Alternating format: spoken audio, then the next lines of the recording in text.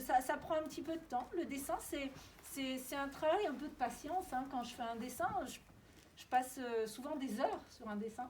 Je rajoute des petits traits. Ensuite, je le mets de côté. Le lendemain, je retravaille.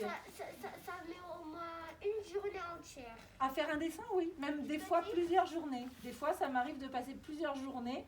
Et pour faire un livre, c'est encore plus long. Oui, ça prend du temps, le dessin. Et aussi, comment il fait le koala pour savoir qu'il est accroché à un arbre quand il dort? Ah, bah, il a des pattes, il a un peu des griffes au bout de ses pattes, tu vois, donc il peut bien s'agripper. Et une fois qu'il est agrippé, bah, il s'endort et tu vois, ses griffes, elles restent bien accrochées. Comme la girafe, elle dort debout.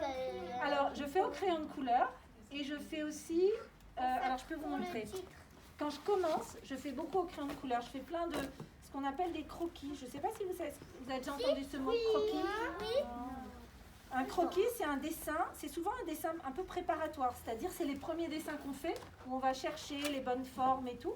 Donc la première chose que je fais quand je commence un livre, c'est que je vais faire des croquis, c'est-à-dire je vais faire plein de dessins sur des feuilles pour trouver comment j'ai envie de représenter les animaux. Ça, c'est des dessins de doux rêveurs, hein, avec la girafe, là j'ai dessiné des oiseaux endormis, l'éléphant. Donc avant de commencer à faire les images du livre, je fais plein de dessins sur des feuilles, pour trouver les bonnes positions que j'ai envie d'utiliser.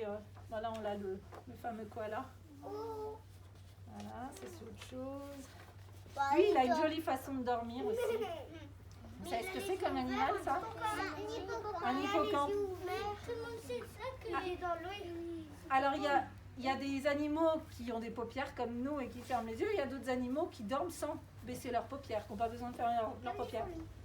Comme les insectes, souvent, c'est vrai, ou les poissons, ils n'ont pas tous des paupières. Et alors l'hippocampe, il a une jolie manière de dormir, c'est qu'un hippocampe, ça se laisse, ça a des petites nageoires, et l'hippocampe, il se laisse un peu aller à la dérive, c'est-à-dire il est amené là où les vagues ou le courant l'emportent.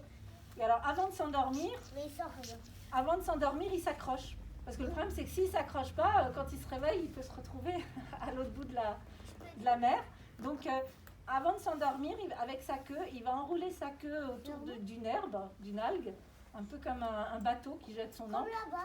Et comme ça, il s'endort et quand il se réveille, il est sûr d'être au même endroit.